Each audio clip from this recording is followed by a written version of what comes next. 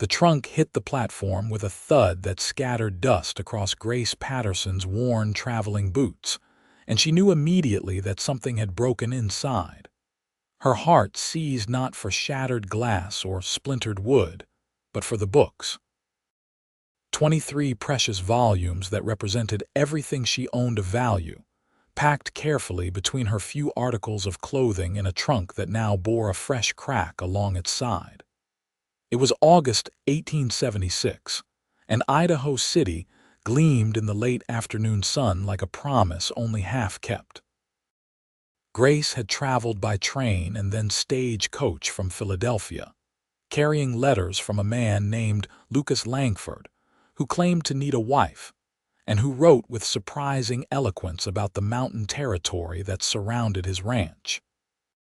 She had responded to his advertisement with honest words about her love of literature and learning, and he had written back that education was something he valued.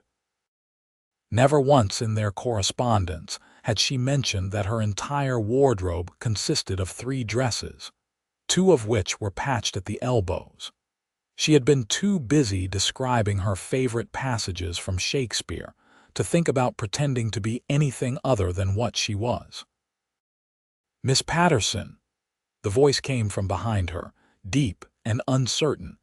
Grace turned and found herself looking up at a man who seemed carved from the landscape itself. Lucas Langford stood well over 6 feet tall, with sun-darkened skin and hands that looked accustomed to hard work.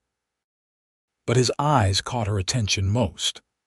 They were the color of creek water, clear and thoughtful, and they held an intelligence that his weathered appearance might have otherwise disguised. He held his hat in those large hands, his dark hair slightly disheveled, and he looked at her with an expression that mixed hope and nervousness in equal measure. "Mr. Langford," she said, extending her gloved hand, "I am pleased to finally meet you in person." He took her hand gently, as if afraid she might break. "The pleasure is mine, Miss Patterson. I hope the journey was not too difficult." "It was enlightening," she said diplomatically, choosing not to mention the cramped coach, the dust that had worked its way into every pore, or the woman who had talked incessantly about the impropriety of young women traveling alone to marry strangers. "Though I confess I am eager to see the land you described in your letters." Lucas's face brightened considerably. "I brought the wagon. It is about an hour's ride to the ranch. We can be married tomorrow if you are still willing. Reverend Matthews has agreed to perform the ceremony." Grace felt a flutter of anxiety in her chest, but pushed it down. She had made her decision when she boarded the train in Philadelphia. There was nothing left for her there after her father's death had left her alone with debts she could never hope to repay on a teacher's salary, if she could even find a school that would hire a woman. Lucas Langford had offered her a future, and she had accepted with clear eyes and realistic expectations. "I am willing," she said simply. Lucas bent to lift her trunk, and Grace heard the distinct sound of glass breaking further. She winced. "Careful, please. My books are in there." He paused, straightening. "Books? Yes, I brought my library, such as it is. But your dresses, your personal items. I have what I need in that regard. The books were more important." Something shifted in Lucas's expression, a light kindling behind those creek water eyes. He lifted the trunk with renewed care, cradling it as if it contained something precious. "Then we will handle this with the respect it deserves." They loaded the trunk into the back of a sturdy wagon, and Lucas helped Grace onto the seat with a courtesy that spoke of careful upbringing despite his rough exterior. As they left the bustle of Idaho City behind, following a road that wound into pine-covered hills, Grace found herself studying her future husband from the corner of her eye. "You wrote that you valued education," she said after a while. "May I ask how you came by your own learning?" Lucas kept his eyes on the horses. "My mother was a school teacher. She came west with my father during the gold rush, determined to bring civilization to the frontier, as she put it. She taught me to read before I could properly ride a horse, and she made sure I understood that a man's worth was not measured solely by the strength of his back. She sounds like a remarkable woman. She was. The past tense hung heavy between them. She died 6 years ago. Fever took her quickly. My father followed her within a year. I think he simply did not want to continue without her. Grace felt the familiar ache of shared loss. My mother died when I was young. My father raised me in his bookshop. He believed that women should be as educated as men, which was not a popular opinion among his peers. Your father sounds like he was ahead of his time. He was also impractical and terrible with money. Grace surprised herself with her honesty. When he died last year, I discovered that he had been borrowing against the shop for years. Everything had to be sold to settle his debts, even most of his personal library. She touched her reticule, where a small daguerreotype of her father rested. The books in that trunk are all I managed to save. Lucas nodded slowly. Then they are treasures indeed. I promise you, Miss Patterson, they will be treated as such in our home. The ranch appeared as they crested a hill, and Grace drew in her breath. It was not large or grand, but it sat in a valley of startling beauty, with mountains rising purple in the distance and a creek cutting silver through green meadow grass. The house was built of logs, solid and well-maintained, with a covered porch that wrapped around 2 sides. A barn stood nearby, painted red, and she could see cattle dotting the hillsides beyond. "It is beautiful," she said softly. "It is home," Lucas replied, "or I hope it will be for both of us." He helped her down from the wagon, and Grace felt the weight of the moment settle over her. Tomorrow she would marry this man she barely knew. Tonight she would sleep under his roof, trusting in the honor he had shown in his letters. As if reading her thoughts, Lucas said, "There is a separate bedroom for you. I have made it ready. I thought you would want privacy until after the wedding." Relief and something else, something warmer, flooded through Grace. "Thank you. That is very considerate." They carried her trunk inside together, and Grace was immediately struck by how clean and ordered everything appeared. The main room held a large stone fireplace, a sturdy table with 4 chairs and shelves. Empty shelves, she noticed, running along 2 walls with space for dozens of volumes. "Did you sell your books?" she asked, gesturing to the bare wood. Lucas set down his end of the trunk carefully. "No. I built those shelves after receiving your first letter. You wrote about growing up surrounded by books, and I thought—" He paused, color rising in his weathered face. "I thought if you came all this way to marry me, you should have a place for the things you loved."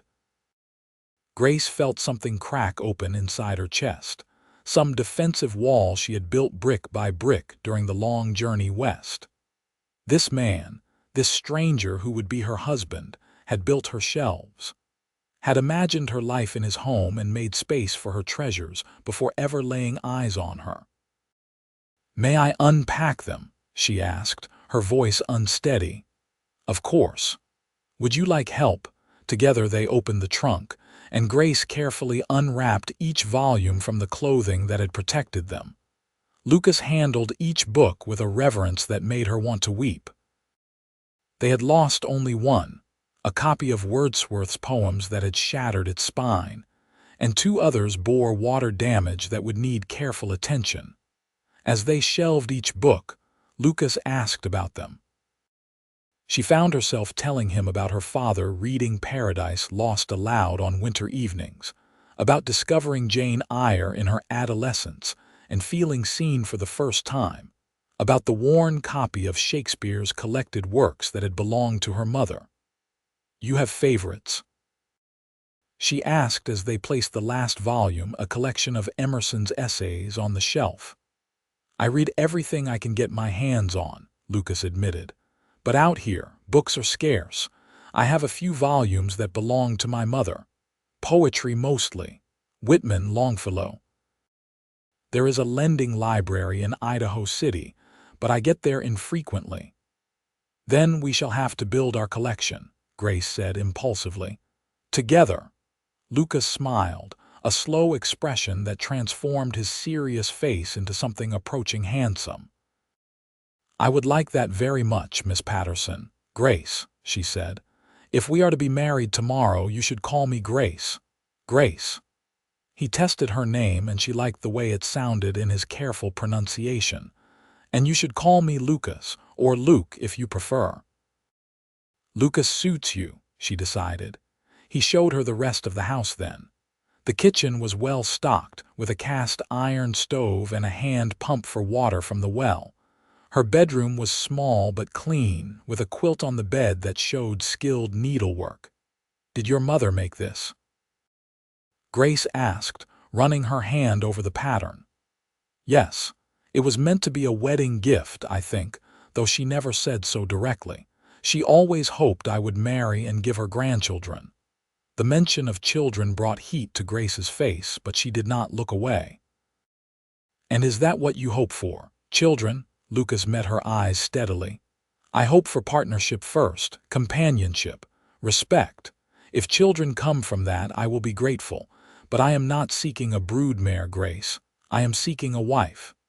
His honesty deserved equal honesty in return. I have wondered why you sought a mail-order bride. You seem perfectly capable of finding a wife here.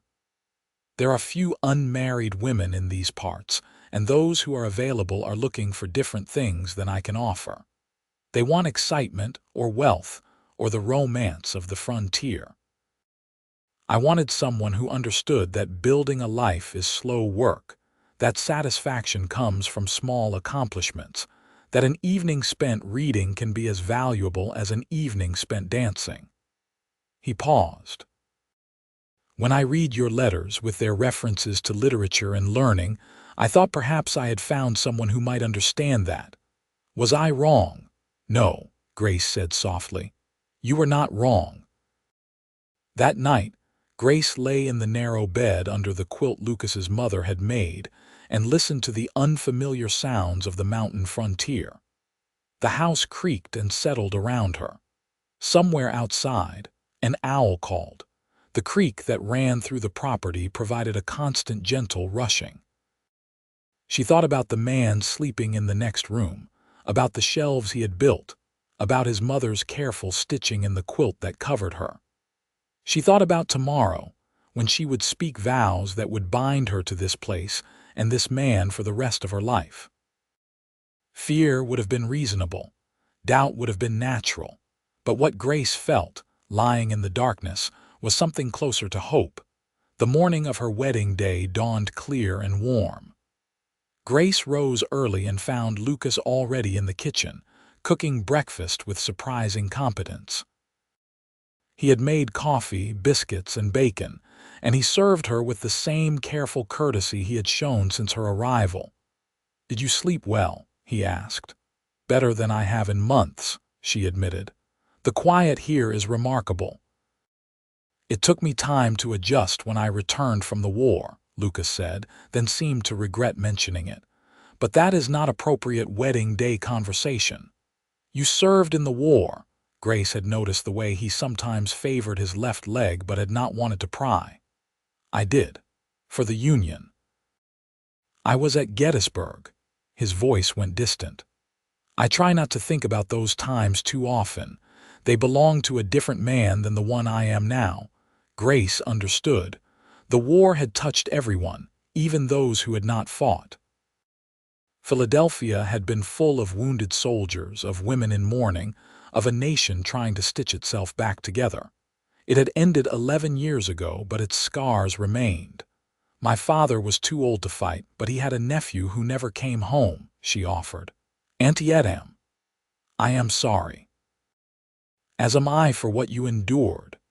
They finished breakfast in companionable silence, and then Lucas excused himself to prepare the wagon for the trip to town. Grace dressed in her best dress, a blue cotton that had been her mother's and which she had carefully altered to fit her taller, thinner frame. She had no veil, no special adornment, but she brushed her dark hair until it shone and pinned it up with the silver combs that had been her mother's. When she emerged, Lucas was waiting by the wagon, dressed in a clean shirt and vest, his hair neatly combed and his boots polished. He looked at her with an expression that made her heart flutter. "You look beautiful," he said simply. "Thank you. You look very handsome yourself." The ride to Idaho City took an hour and they talked the entire way. Lucas told her about the ranch, about the cattle he raised and the challenges of the mountain winters. She told him about teaching in Philadelphia, about the children she had tutored, and her love of helping young minds discover literature. "There are families scattered throughout these hills who would pay for a teacher," Lucas mentioned. "If you wanted to continue that work, I would not expect you to give up something that brings you satisfaction." "I would like that," Grace said, pleased that he had thought of it. "Though I confess I am uncertain what is expected of a ranch wife. My skills lie more with books than with cattle." Lucas laughed, a warm sound that seemed to surprise him as much as it pleased her. "I have managed the ranch alone for 6 years. I am not expecting you to suddenly become an expert in animal husbandry. We will figure out how to divide the work between us. That is what partnership means, I think." They reached Idaho City before noon and made their way to the white clapboard church at the edge of town. Reverend Matthews was a kindly older man who greeted them warmly and did not seem to judge the unusual circumstances of their union. 2 witnesses were found easily enough, locals who were pleased to help, and the ceremony itself was brief and simple. Grace spoke her vows clearly, looking into Lucas's eyes and meaning every word. He did the same, his voice steady and sure. When Reverend Matthews pronounced them married and Lucas leaned down to kiss her, it was gentle and respectful, a promise rather than a claim. "Mr. and Mrs. Langford," the Reverend announced, and Grace felt the weight and wonder of her new name. They celebrated with a meal at the hotel restaurant, where Lucas ordered them both steak and potatoes and a bottle of wine. Other diners stared curiously at them, and Grace realized they must make an odd picture. Lucas in his work-worn clothes, her in her altered dress, both of them serious and quiet while others laughed and talked around them. "Are you happy?" Lucas asked over dessert, a surprisingly good apple pie. Grace considered the question carefully. "I am content, which is perhaps more important than happiness. Happiness comes and goes. Contentment suggests a foundation on which happiness can be built." That is a very philosophical answer for a wedding day. I am a very philosophical person. She paused, gathering her courage. "And yes, Lucas, I am happy, or I believe I will be with time." His smile was worth the honesty. "Then I consider myself fortunate." They purchased supplies before leaving town, flour and sugar and coffee. And Lucas insisted on stopping at the small bookshop that shared space with the general store. He bought Grace 3 new volumes without even asking the price. A collection of Dickinson's poetry that had just arrived from the East, a novel by Hawthorne she had mentioned wanting to read, and a farmer's almanac that he claimed was practical rather than literary but which she knew was a gift nonetheless. The ride back to the ranch was quiet, but it was a comfortable silence. Grace found herself noticing details she had missed the day before. The way the light fell through the pine trees, creating patterns of gold and shadow. The distant sound of cattle lowing. The strength in Lucas's hands as he guided the horses, the same hands that had handled her books with such care. When they arrived home, Lucas helped her down from the wagon, but this time his hands lingered at her waist for a moment longer than necessary. Grace felt her pulse quicken. "I need to tend to the animals," he said. "It will take me about an hour. Will you be all right?" "Of course. I will start dinner." He nodded and headed toward the barn, and Grace went into the house that was now her home. She unpacked the supplies, shelved the new books beside her old ones, and began to prepare a meal using the stores she found in the kitchen. She was not an exceptional cook, but her father had required her to learn the basics, and she managed to create a respectable stew with biscuits. Lucas returned as the sun was setting, washed up at the pump outside, and came in with damp hair and clean hands. They ate together at the table, and Grace was acutely aware that this was her wedding night. Her father had been frank about what happened between married people, and she was not entirely ignorant, but knowledge and experience were very different things. Lucas seemed to sense her nervousness. After dinner, he did not immediately suggest retiring. Instead, he asked, "Would you read to me?" "Read to you? It has been so long since I heard someone read aloud. My mother used to read to my father and me every evening. I have missed that more than I realized until this moment." Relief and affection flooded through Grace in equal measure.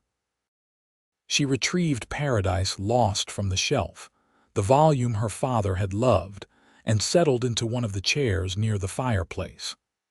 Lucas built up the fire and sat in the other chair, his long legs stretched out, his face relaxed in the flickering light.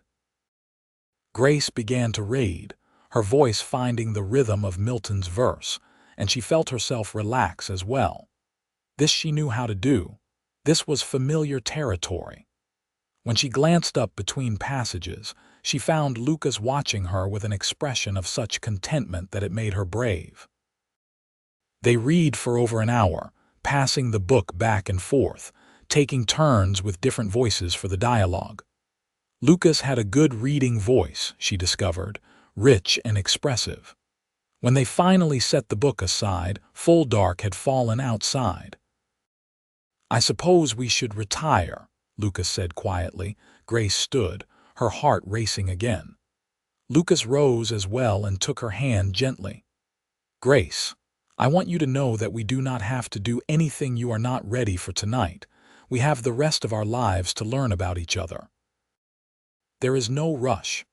She looked up at him, at this man who had built her shelves and bought her books and read Milton with her on their wedding night.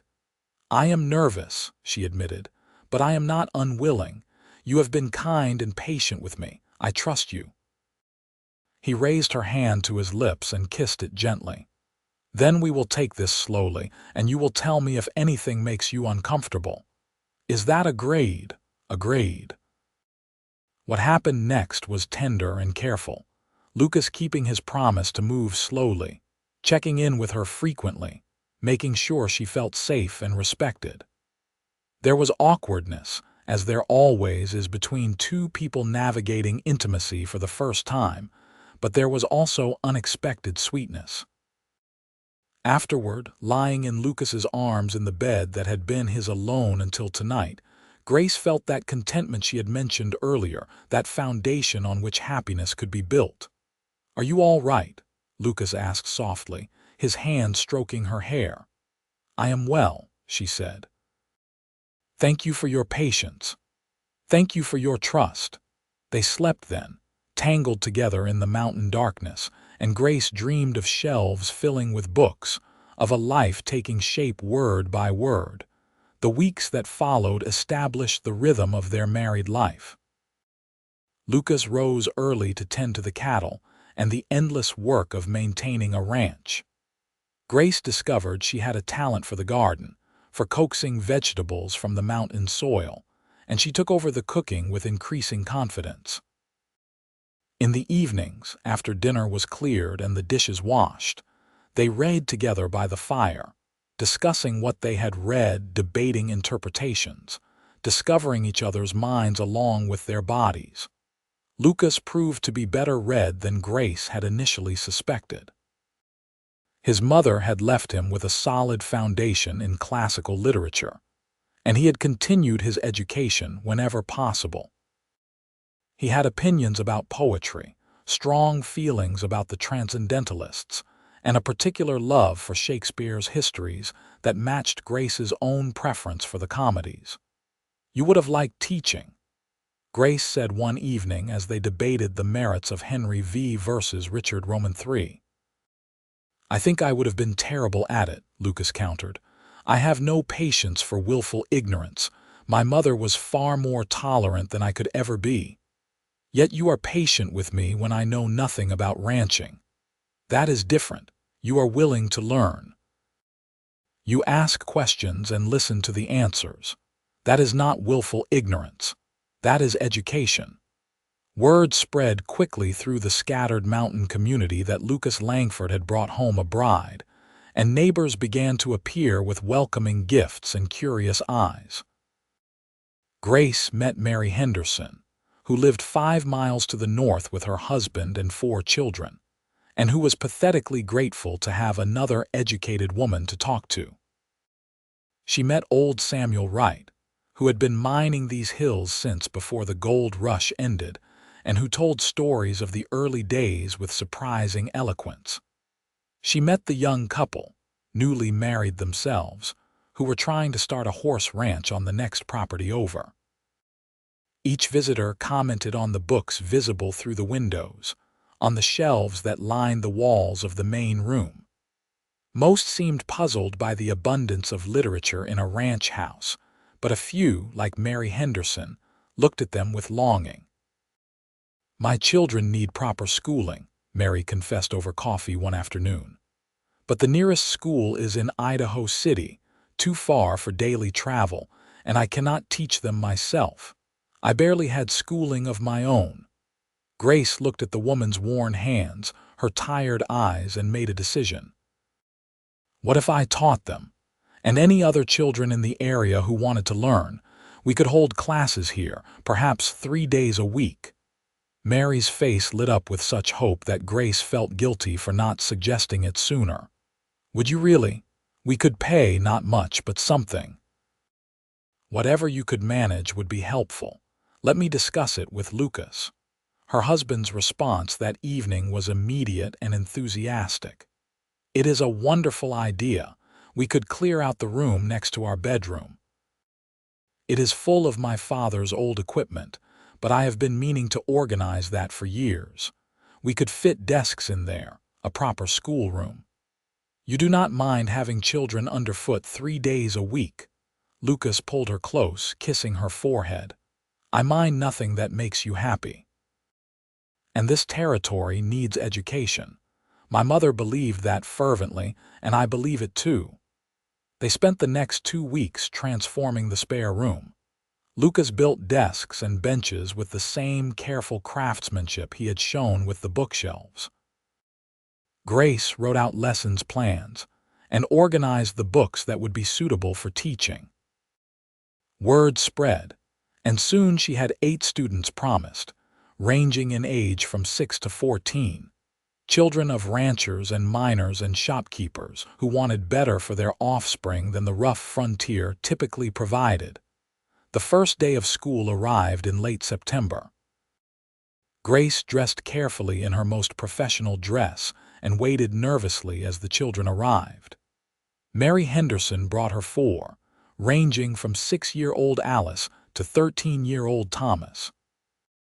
2 mining families sent children, and the young couple from the horse ranch brought their nephew who had come west to live with them after being orphaned. Grace looked at the 8 eager, nervous faces and felt something settle into place inside her. This was what she was meant to do. This was the purpose she had been afraid she had lost when she left Philadelphia. Lucas appeared in the doorway just before she began, 8 precious volumes in his arms. "I thought the students might like to borrow books to read at home, if they promised to care for them properly." The children's eyes went wide at the sight of so many books, and Grace felt her love for her husband deepen impossibly further. The school became the center of their lives in many ways. 3 days a week, the house filled with young voices, with the scratch of slates and the sound of words being sounded out. Grace taught reading and writing, arithmetic and history, and found herself learning as much as her students. They told her about the territory, about the wildlife and the weather, about the practical realities of frontier life that her books had not prepared her for. On the days without school, she helped Lucas with the ranch work, learning to recognize when a cow was sick, how to mend fences, where the best grazing land could be found. She was not particularly skilled at these tasks, but Lucas never made her feel inadequate. Instead, he praised her efforts and showed her again when she struggled, and gradually she became a competent, if not expert, ranch wife. Their physical intimacy deepened as well, as awkwardness gave way to familiarity and familiarity bloomed into genuine passion. Grace discovered that she liked the way Lucas touched her, the way his strong hands could be so gentle, the way he always made sure she found pleasure before seeking his own. She learned what made him gasp, what made him smile, what made him pull her close in the aftermath and whisper words of affection into her hair. "I love you," he said one night in October, the first time those words had been spoken between them. Grace felt tears prick her eyes. "I love you too." "I think I have for weeks, but I was afraid to say it." "Why afraid?" "Because I did not want you to feel obligated to say it back. I wanted it to be real when you said it." Lucas kissed her then, deeply and thoroughly. "It is real, Grace. You are the best thing that has ever happened to me." Winter came early to the mountains that year. By November, snow was falling regularly, and Lucas had to work harder to keep the cattle fed and the ranch running. Grace worried about him, about the way he would come in after hours in the cold, his hands nearly frozen, his limp more pronounced. She learned to have hot water ready, to help him out of his stiff clothes, to warm him by the fire and with her own body. The school continued through the winter, though on the worst days the children could not make the journey. Grace used those days to read, to write letters to the few friends she still had in Philadelphia, to plan lessons for when the weather cleared. She also discovered she was pregnant. The realization came in late December, when she had missed her monthly courses twice and began to feel queasy in the mornings. She told Lucas on Christmas morning, presenting him with the knowledge as a gift, wrapped not in paper but in carefully chosen words. "I am going to have a baby, our baby. Sometime in late summer, I think." Lucas stared at her for a long moment, and she saw a dozen emotions cross his face: joy, fear, wonder, determination. Finally, he pulled her into his arms and held her as if she were made of glass. "Are you happy?" she asked against his chest. "I am terrified," he admitted. "But yes, Grace, I am so very happy. Thank you. Thank you for this gift, for yourself, for everything you have brought to my life." They spent Christmas Day quietly, reading together and planning for the future. Lucas became even more protective than before, insisting she not overwork herself, worrying about every twinge and discomfort. Grace found it both endearing and occasionally frustrating, but she understood it came from love. The school took a break in January when the snow made travel nearly impossible, and Grace used the time to rest and prepare. She sewed baby clothes from soft fabric Lucas ordered from town, tiny gowns and caps that seemed impossibly small. She read books on childbirth and infant care, grateful for her education and the access to information it provided. Lucas built a cradle in the evenings, carving it with careful attention, and Grace would watch his hands shape the wood and feel her heart swell with love.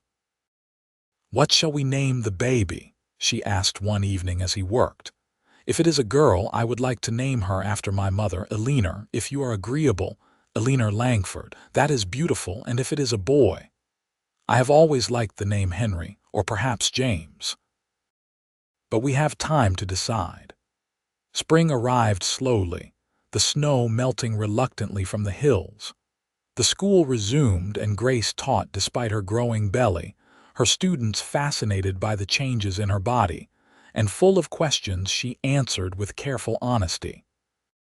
Lucas took on a young man from town, David, to help with the ranch work as Grace's pregnancy advanced, and the additional help meant he had more time to spend with her. They continued their evening readings, though now Lucas would often place his hand on her belly as she read, feeling the baby kick and move. "He is restless," Lucas would say, "or she is a dancer. Either way, this child is active. She gets that from you," Grace would tease. "You cannot sit still for more than an hour. I am sitting still now. Only because the baby is more interesting than your chores.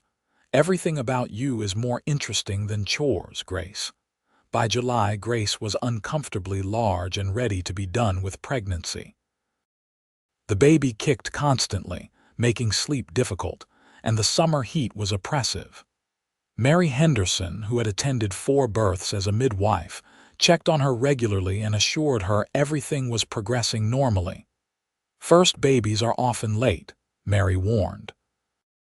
"Do not be discouraged if you go past your estimated time."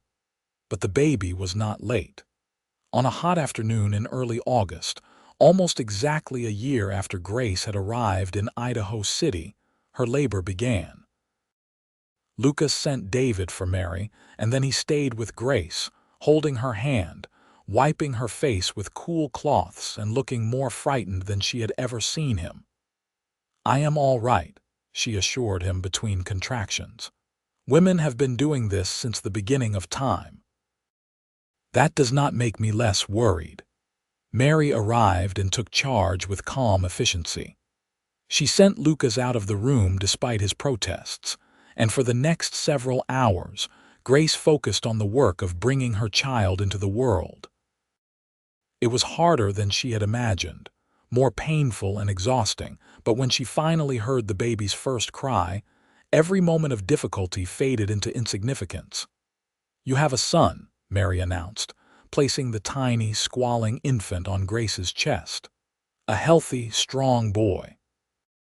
Grace looked down at her son, at his red face and dark hair, at his tiny fingers that gripped her own, and felt love crash over her like a wave. "Hello, little one," she whispered. "Welcome to the world." Lucas was allowed back in then, and the look on his face when he saw his son made Grace's eyes fill with tears. He approached the bed slowly, as if afraid to break the spell, and looked down at the baby with wonder. "He is perfect," Lucas breathed. "Grace, he is perfect." "Would you like to hold him?"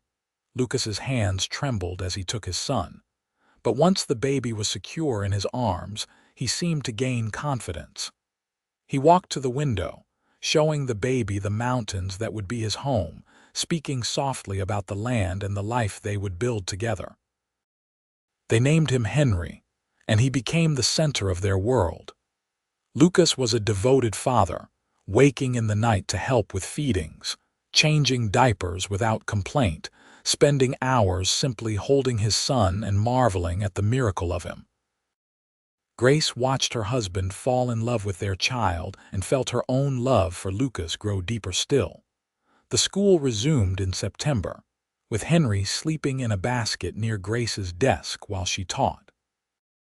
The students were entranced by the baby, and even the older boys would grin when Henry gurgled or waved his fists. Lucas would often appear during lessons, claiming to need something from the house, but really just wanting to check on his family. "You are going to spoil him," Grace teased one afternoon after Lucas had interrupted class for the 3rd time to hold Henry. "That is my right as a father," Lucas replied, refusing to be embarrassed. "Besides, he will only be this small for such a short time. I do not want to miss it." As Henry grew, the house seemed to come even more alive. His laughter filled the rooms, his babbling providing a counterpoint to the evening readings that continued despite the disruptions.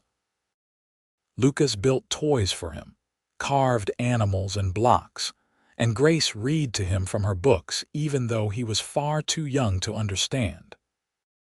"It is never too early to develop a love of language," she insisted when Lucas pointed out that Henry was more interested in eating the books than listening to them. When Henry was 6 months old, Grace discovered she was pregnant again. Lucas was delighted, though worried about Grace handling another pregnancy while caring for a baby and teaching school. But Grace had gained confidence as a mother, and the second pregnancy felt easier, more familiar. "Perhaps we will have a daughter this time," Lucas said hopefully. "A little girl with your dark hair and sharp mind. Or another son with your stubbornness and work ethic." "I am not stubborn." Grace just laughed and kissed him. Their second child was indeed a daughter, born on a spring morning in 1878 with far less drama than Henry's arrival. Eleanor came into the world quietly, as if not wanting to cause a fuss, and she looked at them with serious blue eyes that reminded Grace of Lucas's mother in the photograph that hung on the wall. "Hello, Eleanor," Grace whispered, holding her daughter close. "Your daddy has been waiting for you." Lucas cried when he held Eleanor for the first time, tears streaming down his weathered face without shame. "She is beautiful," he managed. "Thank you, Grace. Thank you for our family." Life with two small children was chaotic and exhausting and wonderful. Grace reduced her teaching to 2 days a week, focusing her energy on her growing family. Lucas hired David full-time, trusting him to handle much of the ranch work so he could spend more time with Grace and the children. Henry adored his baby sister, constantly wanting to hold her and kiss her and show her his toys. The house that had once felt empty now overflowed with life and love. Books still lined the shelves, but they were joined by toys and baby clothes and the cheerful disorder of a family home. Evening readings now included Henry sitting on Lucas's lap, pointing at pictures and asking endless questions, while Eleanor nursed and watched with her serious eyes. Years passed in a rhythm of seasons and growth. Henry learned to read at 4, devouring books with the same passion his mother had shown. Eleanor proved to be more interested in the outdoors, following her father around the ranch and learning about cattle and horses with enthusiasm. Grace continued to teach, her little school gaining a reputation throughout the territory for excellence, and former students would sometimes return to visit, showing her their own children and thanking her for the education she had provided. Lucas never stopped building shelves. As their collection of books grew, he added more space for them, until nearly every wall in the house held volumes. He ordered books from catalogs, bought them on trips to town, and even began corresponding with publishers in the East to acquire new titles. The library he had promised Grace with those first empty shelves had become a reality, a collection that was the envy of the territory. "You ever regret it?" Grace asked him one evening when the children were in bed, and they sat together on the porch, watching the sun set over the mountains. "Marrying a woman you had never met, taking a chance on someone who knew nothing about ranch life." Lucas pulled her close, his arm around her shoulders. "I regret nothing. You brought light into my life, Grace. You and our children and your blessed books. You turned a house into a home." "You built me a library," Grace said softly. "Before you even knew me, you built me a library. That was when I first started to fall in love with you, I think. When I realized you had made space for my dreams. Your dreams deserved space. You deserved space. And I am grateful every day that you chose to fill that space with your presence." They sat in comfortable silence, watching the stars emerge one by one in the darkening sky. Inside, their children slept safely. Around them, the land stretched out wild and beautiful. On the shelves they had filled together, books waited to be read and reread, to be passed down to children and grandchildren, to carry forward the love of learning that had brought them together. "Read to me," Lucas asked, as he still did most evenings. Grace smiled and retrieved a volume from inside, settling back into her husband's arms on the porch swing he had built the previous summer. She opened the book and began to read, her voice carrying softly into the mountain night, and Lucas listened with the same attention and appreciation he had shown on their wedding night years before. More years brought more changes. Henry grew tall and serious, more interested in books than ranching but dutiful about learning the work anyway. Eleanor became an accomplished horsewoman, fearless and confident in the saddle. Grace's hair began to show gray at the temples, and Lucas's limp grew more pronounced in cold weather, but their love remained constant and strong.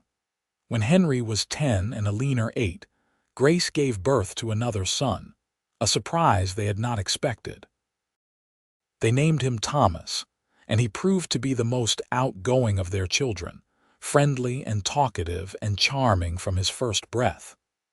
Lucas declared they were outnumbered now, with 3 children to 2 parents, but he said it with a grin and an obvious delight in his growing family.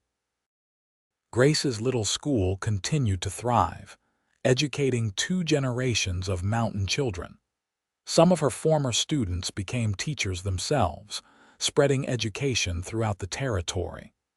Others went east to college, inspired by the love of learning she had instilled. A few stayed to ranch and farm, but they did so with educated minds and informed perspectives. The library grew to over 300 volumes, the largest private collection in Idaho territory. Lucas built an addition onto the house just to accommodate more shelves, and Grace organized the books with careful attention to subject and author. Local people would sometimes borrow volumes, and Grace never turned anyone away who genuinely wanted to read. "You are running a lending library," Lucas observed one afternoon when 3 different people had stopped by to return or borrow books. "Is that a problem?"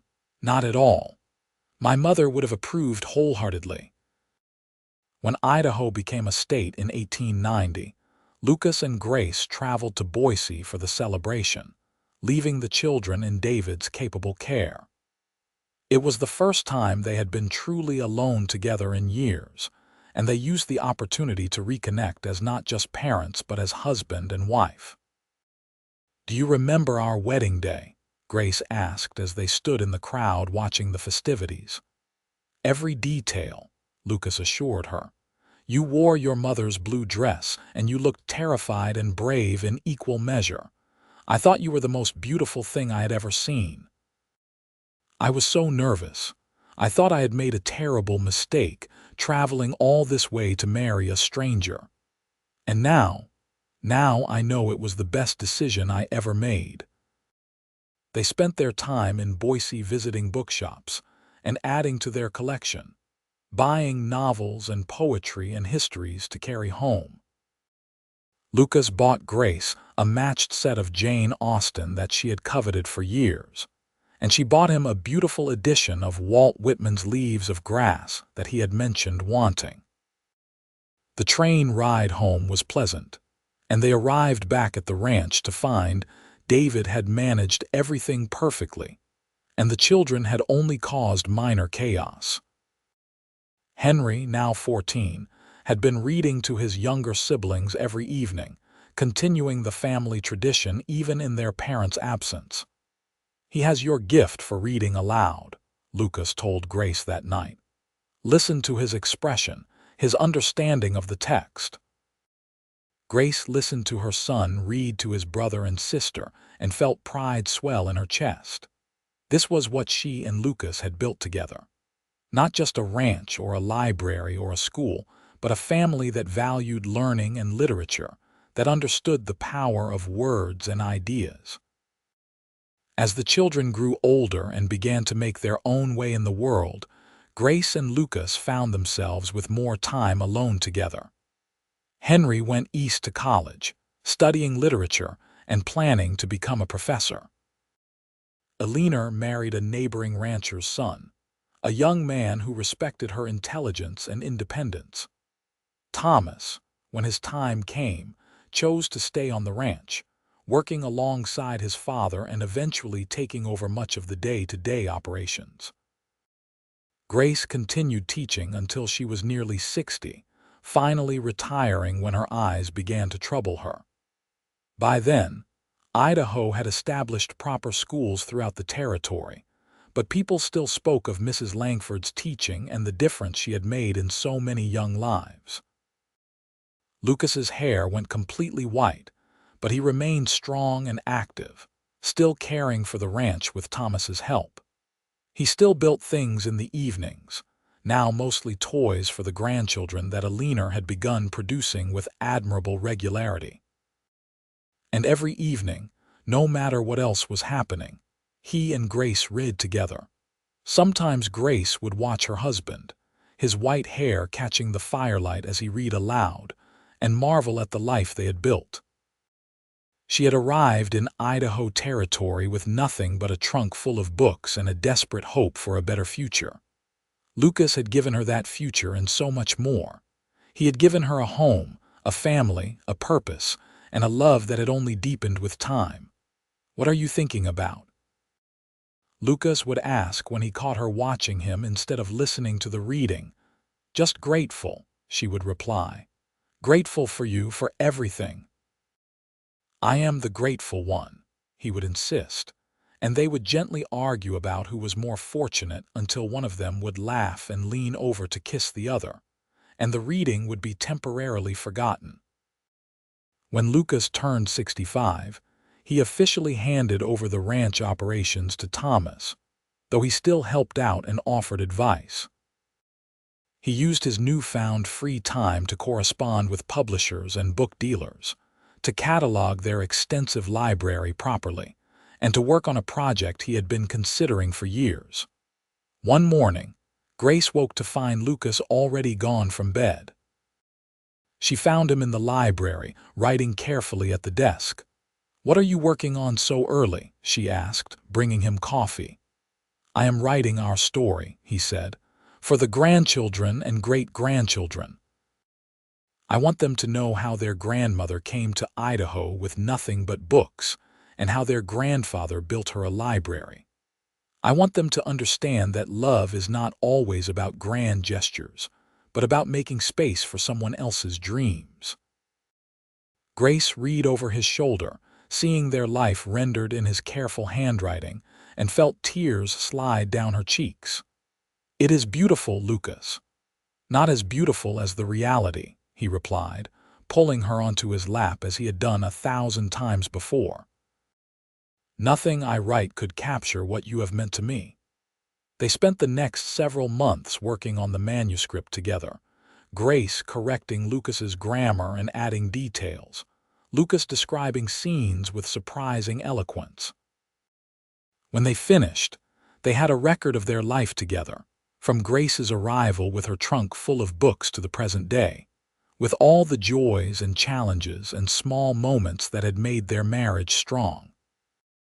They made copies for each of their children, and the grandchildren loved hearing stories about how Grandma Grace had traveled all alone to marry Grandpa Lucas, and how he had built shelves for her books before she even arrived. The story became family legend, repeated and embellished over the years, a tale of unexpected love and perfect partnership. Grace and Lucas grew old together in the house where they had built their life. Their children visited regularly, bringing grandchildren and eventually great-grandchildren. The library remained the heart of the home, books passed down through generations, many with inscriptions noting who had given them to whom and when. Some volumes bore the marks of age and use, but they were treasured all the more for it. On their 50th wedding anniversary, their children threw them a celebration at the ranch. The house was full of family. 3 generations gathered to honor the couple who had started it all. Henry gave a speech about the importance of education and how his mother's teaching had changed countless lives. Alina talked about her father's quiet strength and unwavering support. Thomas described the partnership his parents had modeled, the way they had built a life together through cooperation and mutual respect. Grace looked around at all the faces, at the family that had grown from her brave decision to answer a stranger's advertisement, and felt overwhelming gratitude. Lucas took her hand, squeezing gently, and she knew he felt the same. "Thank you," she whispered to him amid the celebration, "for everything, for the library, for our family, for loving me." "Thank you for bringing your books instead of dresses," he replied with a smile. "Thank you for being brave enough to take a chance on me. Thank you for 50 years of love and partnership and everything in between." They kissed then, not caring that their children and grandchildren were watching and laughing, and Grace thought about that first kiss in the little church in Idaho City. How nervous and uncertain they had both been. Now there was no uncertainty, only the deep knowledge that they had chosen well, that they had built something lasting and true. Grace passed away in her sleep at the age of 78, surrounded by her books and her family. Lucas held her hand as she slipped away peacefully, and his last words to her were the same words he had spoken to her countless times over their years together. "I love you. Thank you for being mine." Lucas followed her 6 months later, unable to imagine a life without his Grace. Thomas found him in the library, sitting in his favorite chair with a book open in his lap, gone as peacefully as his wife. The book was Paradise Lost, the same volume Grace had read to him on their wedding night 52 years before. The ranch stayed in the family, passed down to Thomas and then to his children. The library remained intact, a memorial to Grace and Lucas and the love they had shared. Visitors would often comment on the unusual number of books in a ranch house, and the family would tell the story of how their grandmother had arrived with a trunk full of books instead of dresses, and how their grandfather had built her a library before even meeting her, and how that library had become the foundation of a love that lasted a lifetime. Years turned into decades, and the story became legend in Idaho, the tale of the mail-order bride who valued books over possessions, and the educated cowboy who understood that sometimes the greatest gift you can give someone is space for their dreams. Young couples would visit the ranch, hoping to see the famous library and draw inspiration for their own lives. Teachers would bring students to see where Mrs. Grace Langford had run her school and changed so many lives with her dedication to education. The books themselves became treasured family heirlooms, each volume carrying stories within stories. Grace's copy of Jane Eyre bore her maiden name, Grace Patterson, inscribed on the flyleaf in fading ink. The Shakespeare collection had notes in the margins in both Grace's and Lucas's handwriting, their thoughts on the plays preserved forever. The Paradise Lost that had been in Lucas's lap when he died was carefully preserved in a glass case, open to the passage about Adam and Eve's partnership in paradise, a passage that Grace had often said reminded her of her marriage.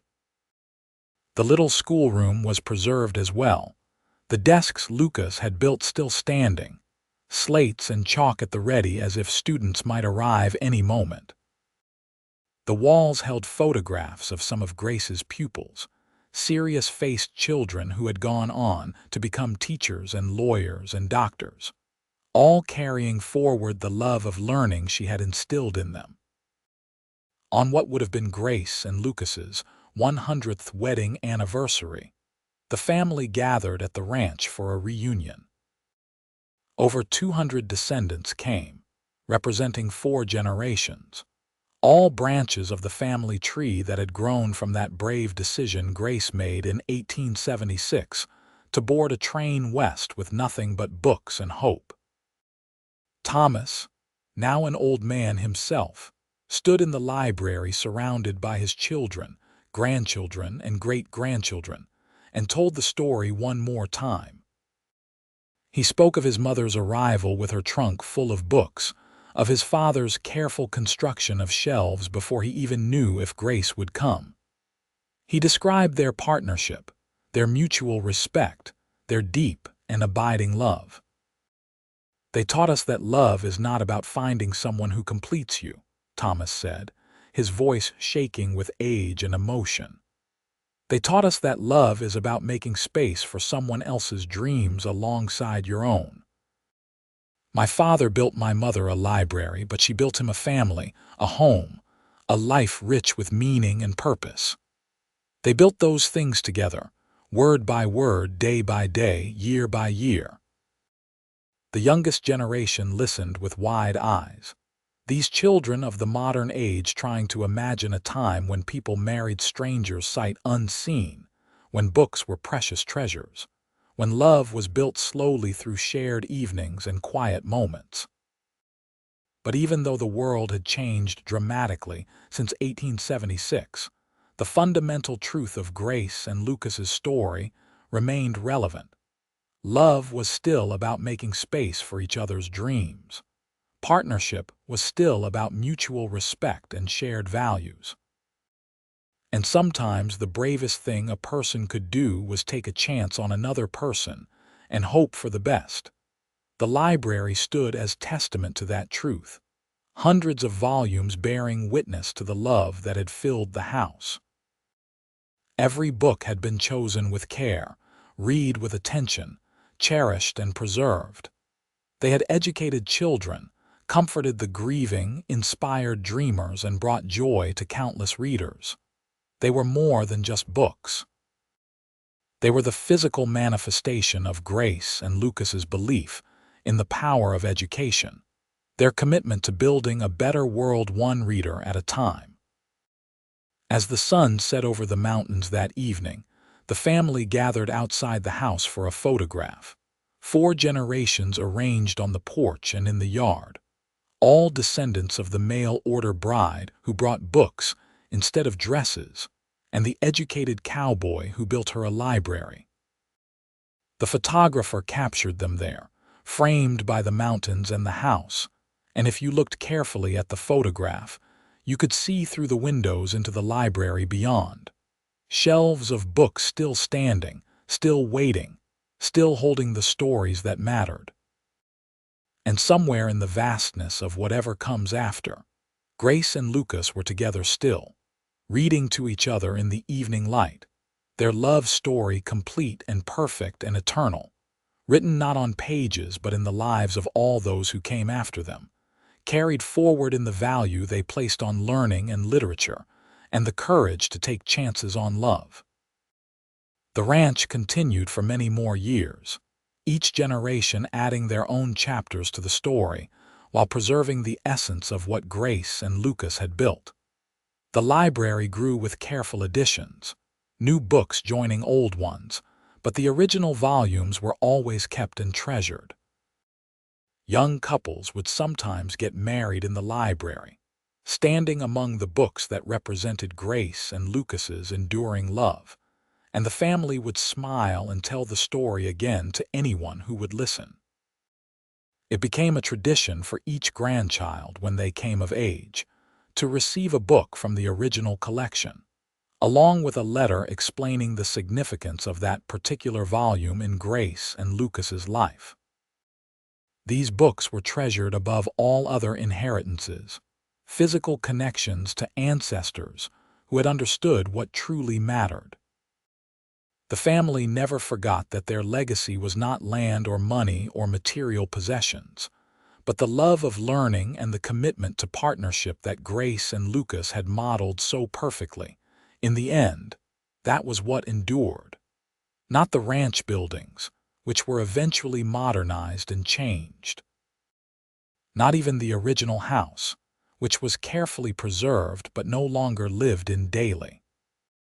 What endured was the story, told and retold, embellished and cherished, of how a woman brave enough to travel west with books instead of dresses found a man wise enough to build her a library before even knowing her name. It was a story about taking chances and making space and building love day by day through small acts of understanding and respect. And the books still stood on their shelves, waiting for the next generation to discover them, to run their fingers over worn spines and faded covers, to open pages that Grace and Lucas had read together on quiet mountain evenings. The books remained, silent witnesses to a love story that had started with an advertisement in a Philadelphia newspaper and had grown into something that would last long after both lovers had passed into legend. They stood as Grace's legacy and Lucas's gift, the library that had been both promise and fulfillment, both beginning and ending, both foundation and completion of a love that had been built one book, one day, one moment at a time until it became something that would never truly end.